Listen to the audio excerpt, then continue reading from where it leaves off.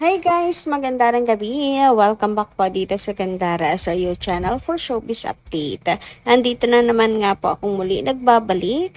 Ang nagmamaganda ninyo kanchismosang Kim Pao, wala na pong iba. Ang lokaret na si Gandara SRU upang maghatid sa inyo ng latest update and fresh happenings patungkol kina Kim Chiu and Paolo Avellino. And ngayong gabing ito, marami-rami tayong pag-uusapan tungkol kina Kim dahil napaka-active ngayon ni Kim Chiu and ni Paolo Avellino lately. Ang active rin ni Paolo Avellino. And ngayon nga, habay free time ang Kim Pao at kanila pong isinare sa atin ang kanilang oras. So, nakakatawa naman talaga ang Kim Pao, no? Laging number one priority nila ang kanilang mga fans. Ayan, lalo na kapag wala po silang gasinong ginagawa. Nagbibigay talaga sila ng ayuda. Yung tipong hindi na natin kailangan pa magsoko. Uy, pero na lang kung gusto po nila ng private time together. Pero bago po tayo mag-start sa mga di pa nakaka-subscribe sa ating channel, pakiclick lang po tayo ng ating subscribe button, chime at notification bell na nariyan sa baba upang kayo maging updated at ma-notify tuwing may bago tayong chika at balita hinggil sa Kim Pao. Basta mga balita na may kinalaman kina Kim Chiu and Paolo Avellino, sagot na po natin yan. So guys, sino dito ang mga nakapanood na? Yes, ng latest vlog ni Kimi. Bagong upload lang po yan ni Kim Chiu. Ayan, sa mga hindi pa nakaka-subscribe pala sa YouTube channel, parang imposible naman na wala pa nakaka-subscribe. So, nakaka-watch at hindi po agad natimbrihan na may bago palang vlog ngayon si Chinita Princess. Eto na guys, sinasabi ko sa inyo, may bago po siyang post sa kanyang YouTube channel.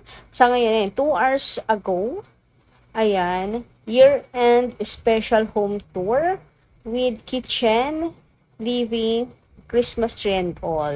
So, ito pala yung sinasabi niya sinasabi niya na pati daw yung sa Christmas tree tapos na. OMG. So, ayan nga, nakalagay dito sa kanyang thumbnail, may last vlog for 2025 year-end life update, revelations, and realizations. So, ayan po. Huwag niyong palagpasin. Kasi ang ganda guys ng ano na to ni Kim. Napanood ko na po siya. Ang ganda ng vlog na to ni Kimi. Sa mga di pa nakakapanood nako. Fresh na fresh pa po sa channel ni Kim Chiu. Bukod sa kanyang pagiging fresh, ay ang ganda talaga ni Kim Chiu dito. Fresh na fresh po yung look niya rito. Ayun, ma-enjoy nyo po yung panonood ng vlog ni Kimi. So, ganda po kayo sa kanyang channel. May natutuwa ako. Kasi, pero hindi ko masabi na ano. Kasi nakakapag-update na siya ulit sa atin. Nakakapag-post na ulit siya ng kanyang vlog. Pero, hindi ko masabi kung hindi na siya busy. Kasi, nakakapag-vlog na siya ulit. Meron na siya ulit time para sa ganito. Kasi, dati rin naman, 'di ba? Kahit po busy si Kimi, nag-vlog pa rin siya. Yung sa PBB, 'di ba? Biruin niyo si Kim Chiu, grabe, no? Multitasking. 24-hour po siyang gising. Kung ako 'yon, hindi ko na may isip pang mag-vlog. Grabe yung utak ko noon. Yung tuyo na. Pero si Kim Chiu, bumiyahe pa from Cebu. Tapos pagkatapos ng gawa niya, event niya sa PBB, sumama pa siya sa party. Tapos bumiyahe rin agad pabalik. Pero walang pahinga, 24 hours nga siyang gising. Tapos nakapag-vlog pa siya. So hindi mo masasabi na libre yung oras ni Kim Chiu na mahaba yung oras niya kaya nakakapag-vlog siya ulit. Lagaring-lagari lang talaga siguro ngayon si Kimi. Well, nasadya namang masipag si Kim Chiu. Kilala naman siya talaga as masipag. Siguro, meron siyang nakitang 2 hours na available or vacant time niya. Kaya niya naisipang mag-vlog. Uy, grabe naman talaga yung Kim ko. Ako yun, nagpahinga na no? Anyway, dumako naman tayo dito. Speaking of time, Kim and Paolo, mayroong oras sa mga fans. Bawing-bawi. And eto nga, Q&A. Uy, dami namin dyan. No? May audience, 1-9 kami na nanonood. Sino dito? Ang present. Taas yun yung mga kamay na nakapanood ng live sa Discord ng Kim Pao. Yes, true. Nag-live po sila. Finally, nakapag-live po sila sa Discord. Yung inaantay natin na live ng Kim Pao. Yan, chararang, chararang, ang Koletsky na papi. Hindi lang po kay Kimi bumabawi, gano'n na rin sa mga fans. Bawing-bawi naman talaga ang Kim Pao. And for the black and white, ang tema ngayon ng Kim Pao. Favorite color. So, ayan guys, sorry na lang sa mga hindi po wala po sa Discord, wala sa ating tahanan. Naku, paampo na kasi kayo. Gawa kayo ng paraan para makapasok. Yung mga pasaway nga nakakapasok. Kayo pa kaya, 'di ba? Na loyal pagdating po sa Kim Pao. Well, yung iba naman siguro dala lang ng excitement, kaya medyo pasaway. Ako ngayon pasaway, and may pasaway era po muna ako ngayon kasi deserve naman po ng mga fans ngayon ang maging masaya at maging updated sa ganap po ng Kim Pao. 'Di ba? First time ko atang nag-reveal ng mga kaganapan sa Discord ng as in, walang pa-crap-crap. For the pasaway era muna tayo. Sobrang miss ko ang Kim Pao. Ewan ko, hindi naman sobrang tagal na hindi magkasama ang Kim Pao, pero wala, miss ko. Parang ang tagal ng panahon na hindi magkasama ulit yung dalawa. So yung kanila namang pong Mansari, wala naman pong paayuda na pick. So parang eto na lang ulit, pero LDR. Ewan ko kung magkasama sila dyan o nasa isang bahay. Charot, hindi. Paano kasi yung iba nasasabi, nasa isang bahay ba kayo? Kasi yung background ni Kim Cho, bakit kinakailangang itago? Okay, yung totoo, huwag kayong ganyan. Napapaisip tuloy ako. No. Anyway, sabi naman ni Ma'am Annalyn, ikaw, baka magsabi niya, nega ko naman sa no. Hindi. It's just that, hindi ako naniniwalang live-in ang Kim Pao. Well, yung mga nagsasabing civil married, because civil married na yung Kim Pao, matutuwa niyan. So, ganun pong update. Bakit nagtatago ng background si Kim, di ba? Anyway, sabi ni Annalyn Hiccup, good evening, Gandara, Kim Pao forever. Gandara ngayon, ang Christmas party ng Showtime, wala doon si Kim. Asan kaya sila napadpad ngayon? Sa akin naman, Gandara, okay lang naman. Pero masakit talaga ang ending. Pero karamihan naman ngayon, hindi naman lahat happy ending. Basta, sa totoong buhay, hindi sila mag-ending. Okay na ako doon, maging forever sila ang habang buhay. Yes, true. Diba sabi ko sa inyo, basta importante sa tunay na buhay, happy ending ang Kim Pao.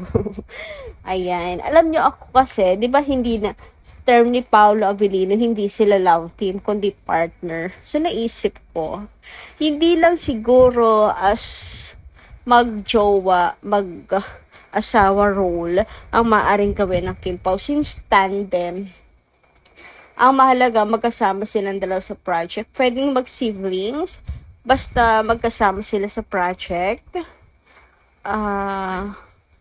Ewan ko, ang daming horror, na hindi sila magkaano-ano, hindi rin lovers. Basta tandem, laging pag may Paolo, may Kim. Basta Kim Pao's project, ganon. Kaya isa'y bida, isa'y kontrabida sa kanila. Tandem kasi yung so marami silang maaaring gawing character as tandem, not love team. Pag sinabing love team kasi mag-jowa lang sila sa palabas, ganon, or magiging sila sa palabas. Pero pag tandem, for example, Coco Martin and Jake, nga si Bestie Jake, tandem lagi yan dalawang yan. Pag may Coco, may Jake, lagi pang magkasama yan, magkontrabida. Kontrabida si Jake kay Coco. Lagi sila, tandem talaga sila. So, Kim and Paolo tandem, basta project nilang dalawa. Are you game? Game ba kayo doon, mga ka-Kim Pao? Wala, napaisip lang ako. Bigla lang pumasok sa isip ko sa yung word kasi na tandem sila at mag-partner. yung tipong yung balita is another masterpiece ng Kim Pao, another masterpiece project nila Kim and Paolo. Ganun. Samantala, sabi naman ni Rosemary Chano, nabalita kasi yung sa issue na yan sa guest ni Ogie Diaz. Diba si Ogie din ang nag-confirm na magkasintahan na si Daniel and Kyla nung paghihiwalay ni Enrique and Liza, Catherine Bernardo and Daniel, maski si Kim and Sian, pero hindi naman siya nagbalita yung guest niya. Gusto daw niyang itanong kay Kim kung nag-live-in na sila ni Paolo kasi nakikita daw sila sa isang kondo na magkasama palagi. Pero sabi naman ni Mama Loy, yung nakakita ba sa kanila 24/7 na nandoon. Baka lang naman pumunta. Sa isip ko baka pumunta lang. Si Kim talagang pumunta sa bahay ni Pao. May nagsabi kay OKD. Dati, kaya sabi na mag-jowa na daw sila kasi nakikita sa sakyan niya doon. May mga kapitbahay din na nakakita na dinadala ni Pao si Kim sa bahay niya, especially galing Riley. Sabi nga ni Kim, nag-iba na ang tingin o pananaw niya sa love life as she grows older because of experience. So, yun na nga. Ang hirap din kasi magtagpi-tagpi. O, well, we are dilulus, okay? Lalo na kapag nagdidilulo ka nga,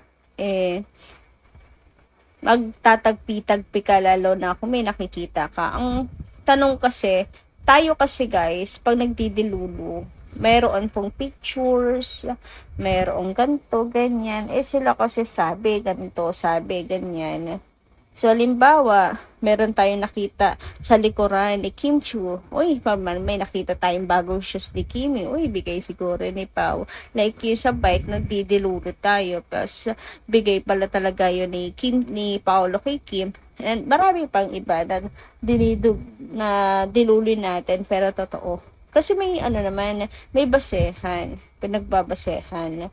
So, yung pinuntahan ni Pao si Kim sa Showtime dahil mansari, yung dilulo natin syempre na mansari ng Kim Pao, merong nagpadala ng pagkain and kinonfirm ni Kuya Jong na nagpakain nga daw si Kim ng crab and all, ganyan. Dito, kasi, Mama Oaks, kaya nahihirapan yung mga dilulos ng Kim Pao is that wala rin namang pinapakitang pictures together or walang witness na, oo nga, nakita ko silang dalawa. Yung ganon, like, Kuya Chong, may paggagatong, ganyan. Yung iba nahihirapan. Samantala, sabi naman ni Eddie Tadungog, inggit lang yan. Kaya lalo nilang sinisira. Kaya hindi ako naniniwala sa sets kasi ang mga bashers, kaya panay sira nila kay Kim. Sana kayong mga bashers, tigilan nyo na ang Kim Pao. Kahit kailan mahal namin ang Kim Pao. God bless Kim Pao. Nasa Baguio. So, yun lang po muna ng ating update ngayong gabing ito. Kailan kaya yung kanila pong vacation nila Kim and Paolo? Lapit na ng Christmas, no? So, yun lang muna. Maraming salamat sa inyong pakikinig. Kita kasi po muli sa susunod natin, chicas. And ingat kayo palagi.